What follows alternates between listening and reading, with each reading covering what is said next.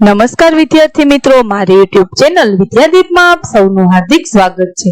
મિત્રો, આજના વિડીયોની અંદર આપણે ધોરણ 7મો વિષય છે હિન્દી, તેમાં બીજા સેમેસ્ટરનો પાઠ 7મો ઇકાઈ 7મી। આ ઇકાઈનું નામ છે બઢે કહાની। આ ઇકાઈના ગાલા સ્વાધ્યાય પોથીના પ્રશ્નો અને તેના જવાબો વિશે આજે આપણે આ વિડીયોની અંદર માહિતી મેળવીશું। વિદ્યાર્થી મિત્રો, જો તમે મારી ચેનલમાં નવા હોય તો મારી ચેનલને જરૂરથી સબસ્ક્રાઇબ કરો, વિડીયો લાઈક કરો, શેર કરો અને બેલ નોટિફિકેશન આઇકોન ઓન કરો, જેથી આગળના દરેક નવા વિડીયોની નોટિફિકેશન તમારા મોબાઈલની સ્ક્રીન પર મળી શકે। તો ચાલો વિદ્યાર્થી મિત્રો શરૂ કરીએ। ધોરણ 7મો વિષય છે હિન્દી, તેમાં બીજા સેમેસ્ટરમાં ગાલા સ્વાધ્યાય પોથીમાં પાઠ 7મો। આ પાઠનું નામ છે બઢે કહાની। पहला प्रश्न है, कहानी पढ़ते जाइए और उसमें छूटे हुए शब्दों को खाली स्थान में भरते जाइए। विद्यार्थी मित्रों, અહીં જે કહાની એટલે કે વાર્તા આપેલી છે તે તમારે વાંચતી જવાની છે અને જે શબ્દો ખૂટે છે એટલે ખાલી જગ્યા છે તેમાં આપણે શબ્દો લખવાના છે। कौवा और मुर्गी दोनों एक घर में रहते थे। कौवा दाना लाता था, मुर्गी भी दाना लाती थी। ऐसा करते करते घर में बहुत दाना जमा हो गया। एक दिन कौवे ने कहा, मैं चावल लेने जाता हूँ, तू घर का दरवाजा बंद रखना, नहीं तो कोई दाने ले जाएगा। आ रीते આપણે ખાલી જગ્યામાં શબ્દ લખવાના છે। ત્યાર પછી બીજો ફકરો છે, તેમાં પેલી ખાલી જગ્યામાં આવશે આયા, ત્યાર પછી ऊस, खोल, मुर्गी, नहीं दूंगी, घोड़े, दाना, भूख और घोड़े।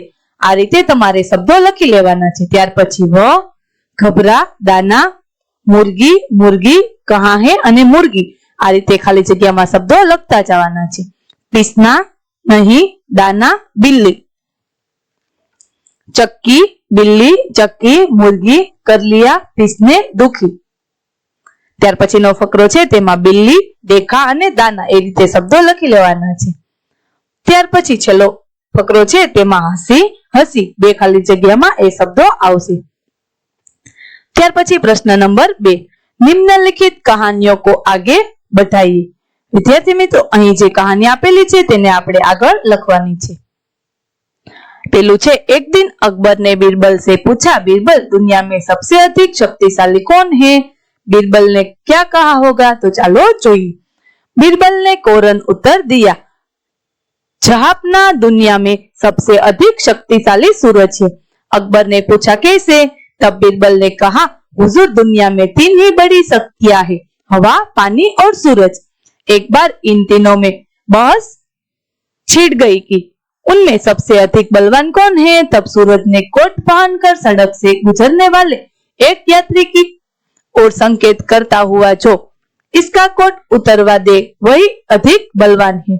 हवा ने कहा, इसमें कौन सी बड़ी बात है, मैं अपनी इसका कोट उतरवा के आती हूँ। ऐसा कर हवा जोर से चलने लगी। इससे वह आदमी अपने कोट की ओर कसकर पकड़ने रहा। हवा ने अपनी हार मान ली। अब पानी को अपनी ताकत दिखाई थी। जोर की बरसात होने लगी। यात्री एक घने पेड़ के नीचे खड़ा रह गया। वह भीग गया, पर उसने अपनी कोट नहीं निकाली। पानी ने भी अपनी हार मान ली। अब सूरज की बारी थी। उसने जोर से तपना शुरू किया। गर्मी से बेहाल होकर यात्री ने कोट उतारकर कंधे पर डाल दिया। इस तरह सूरज सफल हुआ। ત્યાર પછી બીજી કહાની આપેલી છે कि गेंद स्कूटर के साथ कहीं चली गई। उसके बाद गेंद के साथ क्या क्या हुआ होगा, सोचकर बताइए। रबर की एक गेंद रास्ते में पड़ी थी। एक स्कूटर वहां से गुजरा तो वह उसके एक पहिए में फंस गई। आगे रास्ते में ऊंची ऊंची घास थी। कोमल कोमल घास का स्पर्श गेंद को बहुत अच्छा लगा। फिर स्कूटर एक कीचड़ वाली जगह से गुजरा। कीचड़ के छींटे गेंद पर भी पड़े। गेंद को बहुत बुरा महसूस हुआ, पर क्या करते बेचारी। स्कूटर आगे बढ़ा तो एक बगीचा आया। स्कूटर वाले को बगीचे से थोड़ा फूल लेने थे। उस स्कूटर चालक से बातें करते समय मालिक के हाथ से पानी का पाइप कुछ मुड़ गया। पानी की धार स्कूटर पे पहिए में फंसी गेंद पर पड़ी। उसके कीचड़ से छींटे धुल गई। गेंद को ठंडा ठंडा पानी बहुत अच्छा लगा। माली से फूल लेकर चालक ने स्कूटर पर बैठकर किक मारी तो गेंद पहिए से निकलकर अच्छी और फूल के एक गमले में जा गिरी। उसी समय माली का छोटा बेटा वहां आया। उसने कूड़े में गेंद पड़ी देखी। गेंद पाकर उसकी खुशी का ठिकाना न रहा। ત્યાર પછી ત્રીજું છે, તો ચાલો જોઈએ। मुझे बड़ी भूख लगी बकरी। पहले तो बहुत घबराई, फिर उसने हिम्मत से काम लिया। यह बोली, आप मुझे खाना चाहते हैं तो कोई बात नहीं, परंतु पहले आप मेरा एक गाना सुन लीजिए। भेड़िया बोला, चलो ठीक है, सुना अपना गाना। बकरी जोर ओर से मैं करने लगी। आवाज सुनकर चरवाहा लड़की लेकर वहां आ पहुंचा। उसे देखकर भेड़िया भाग गया और बकरी की जान बच गई। तो आ कहानी परथी सीख मळे छे के मुसीबत आने पर घबराना नहीं चाहिए। हिम्मत और युक्ति से काम लेने पर मुसीबत दूर हो सकती है। ત્યાર પછી ત્રીજો પ્રશ્ન છે, ઢાંચે કે આધાર પર કહાની લખીએ। વિદ્યાર્થી મિત્રો, અહીં જે મુદ્દાઓ આપેલા છે તે મુદ્દાઓના આધારે આપણે વાર્તા બનાવવાની છે। તો ચાલો જોઈએ। પહેલા મુદ્દા આપેલા છે તેના આધારે આપણે વાર્તા બનાવીએ। शीर्षक, लालची कुत्ता। एक कुत्ता था। एक दिन उसे एक रोटी का टुकड़ा मिल गया। उसे मुंह में लेकर वह एक छोटी नदी के पुल पर से गुजर रहा था। नदी के पानी में कुत्ते ने अपनी परछाई देखी। परछाई को उसने दूसरा कुत्ता समझ लिया। उसके पास भी रोटी का टुकड़ा था। उसे दूसरे कुत्ते की रोटी छीनने की इच्छा हुई।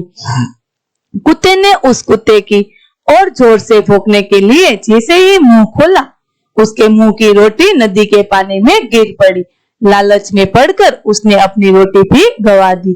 सीख, आ वार्ता परथी सीख मळे छे के सच है लालच का फल बुरा होता है। ત્યાર પછી બીજામાં જેટલા મુદ્દાઓ આપેલા છે તે મુદ્દાઓના આધારે આપણે વાર્તા બનાવીએ। शीर्षक છે, नए वजीर का चुनाव अथवा चतुर बादशाह। एक बादशाह था। उसका वजीर बहुत बड़ा हो गया तो उसकी निवृत्ति का समय आया। तब बादशाह ने वजीर के पद के लिए नए उम्मीदवार बुलवाई। वजीर का पद बहुत इज्जत का था, इसीलिए उसके लिए बहुत से उम्मीदवार आए। उन सबकी कठिन परीक्षा ली गई। परीक्षा में सफल 3 उम्मीदवारों को बादशाह के पास भेजा गया। उनकी 3 में से किसी एक को वजीर चुनना था। बादशाह ने बारी बारी से तीनों को अपने पास बुलाया और प्रत्येक उम्मीदवार से एक ही सवाल पूछा, मेरी और तुम्हारी दाढ़ी में एक साथ आग लग जाए तो तुम क्या करोगे? इस प्रश्न के उत्तर में पहले उम्मीदवार ने कहा, मैं पहले अपनी दाढ़ी की आग बुझाऊंगा। दूसरे उम्मीदवार ने कहा, मैं पहले आपकी दाढ़ी की आग बुझाऊंगा। तीसरे उम्मीदवार का जवाब था, मैं एक हाथ से आपकी और दूसरे हाथ से अपनी दाढ़ी की आग बुझाऊंगा।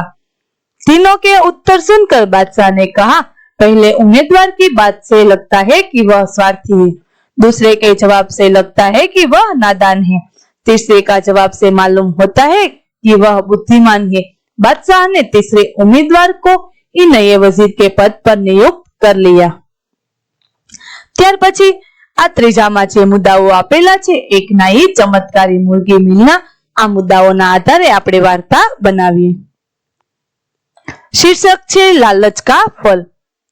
वार्ता, किसी गांव में एक नाई रहता था। वह बहुत गरीब था। एक दिन वह एक सेठ की हजामत कर लौट रहा था। रास्ते में उसे एक मुर्गी मिली। वह मुर्गी बहुत चमत्कारी थी। वह रोज सोने का एक अंडा देती थी। कुछ ही समय में नाई अमीर हो गया। शहर भर में उसकी चर्चा होने लगी कि लोगों में उसकी इज्जत बढ़ गई। एक दिन नाई ने सोचा कि इस मुर्गी के पेट में तो सोने के बहुत सारे अंडे होंगे। यदि मैं इसका पेट चीर डालूं तो सोने के सभी अंडे मुझे एक साथ मिल जाएंगे। उनको पाकर मैं बहुत धनवान बन जाऊंगा। ऐसा सोचकर नाई ने मुर्गी को मार डाला। उसे मुर्गी के पेट में से एक अंडा नहीं मिला। अब उसे सोने के अंडे मिलना बंद हो गया। नाई को पछतावा हुआ। आ वार्ता परथी सीख मळे छे के सचमुच लालच का परिणाम बहुत बुरा है। ત્યાર પછી ચોથો પ્રશ્ન છે, નીચે दिए गए चित्रों के आधार पर कहानी का निर्माण कीजिए। વિદ્યાર્થી મિત્રો, અહીં જે ચિત્રો આપેલા છે આ ચિત્રોના આધારે આપણે એક કહાની એટલે કે એક વાર્તા બનાવવાની છે। તો ચાલો જોઈએ।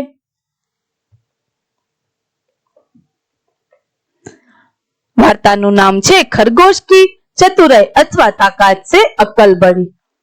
वार्ता, किसी जंगल में एक सिंह कई जानवरों का शिकार करता था, इसलिए सब जानवर भयभीत और चिंतित रहते थे। एक दिन जंगल के पशुओं ने मिलकर सिंह से प्रार्थना की, आप जंगल में शिकार के लिए न निकले, हम प्रतिदिन निश्चित समय पर एक जानवर आपके पास भेज देंगे।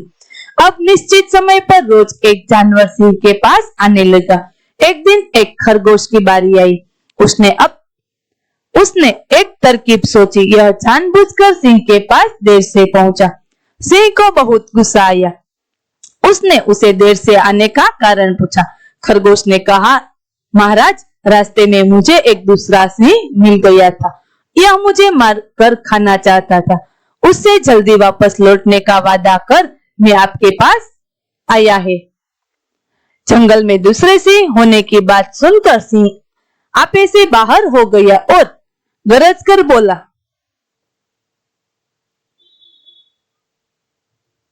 चल दिखा मुझे, कहाँ है वह दूसरा सिंह, मैं अभी उसका काम तमाम करता हूँ। खरगोश सिंह को एक गहरे कुएं के पास ले गया और बोला, महाराज, इसी में छिपा है वह दुष्ट। सिंह ने कुएं में झांका। कुएं के पानी में उसे अपनी परछाई दिखाई दी। उसी को दूसरा सिंह समझकर वह कुएं में कूद पड़ा और डूबकर मर गया। खरगोश की जान बच गई। जंगल के दूसरे जानवरों ने भी राहत की सांस ली और खरगोश को धन्यवाद दिया। आ वार्ता परथी सीख मळे छे कि ताकत से अक्ल बड़ी होती है। जो काम ताकत से नहीं हो सकता उसे अक्ल से करना चाहिए। ત્યાર પછી પાંચમો પ્રશ્ન છે, પ્યાસા કૌવા। कहानी में कौवा, मटका, पानी, पत्थर, धूप जैसे पात्र એટલે કે वस्तुओं है। ये सभी कहानी की प्रतिक्रिया के रूप में अपनी प्यारी छोटी चाची को जो बताते हैं वह आप लिखिए। वार्ताનું નામ છે પ્યાસા કૌવા। આ વાર્તામાં કૌવા, મટકા, પાણી, પથ્થર, ધૂપ જેવા અલગ અલગ પાત્ર અને વસ્તુઓ છે। આ કહાની છે તે अपनी प्यारी छोटी चाची को जे बतावे छे तेना विषे आपणे लखवानुं छे। कौवा बताता है, चाची, ऐसे प्यास मुझे कभी नहीं लगी जैसी आज लगी। मैं उड़ते उड़ते जा रहा था, गला बुरी तरह सूख रहा था। मेरी नजर एक मटके पर पड़ी। उसमें पानी देखकर मुझे खुशी का ठिकाना, लेकिन जब मैंने मटका में चोंच डाली तो वह पानी तक नहीं पहुंची। बैठकर कई बार प्रयत्न किए पर कोई सफलता न मिली। पर चाची, तुम्हारा भतीजा हार मानने वाला नहीं था। फौरन एक तरकीब सूझी। मैंने आसपास पड़े पत्थर मटके में डाले। पानी ऊपर तक आ गया। मैंने पानी पीकर अपनी प्यास बुझाई। मटका, चाची, आज एक कौवे ने कमाल कर दिया। मुझ में बहुत थोड़ा पानी था। मैं सोचता था किसी ने मुझे जरा सा भी धक्का दिया या किसी की ठोकर लगी सारी तो यह पानी बुलक जाएगा। लेकिन जैसे दाने दाने पर उसे खाने वाला का नाम लिखा होता है, वैसे ही बूंद बूंद पर उसे पीने वाला का नाम लिखा होता है। इतने में एक चतुर कौवा आया।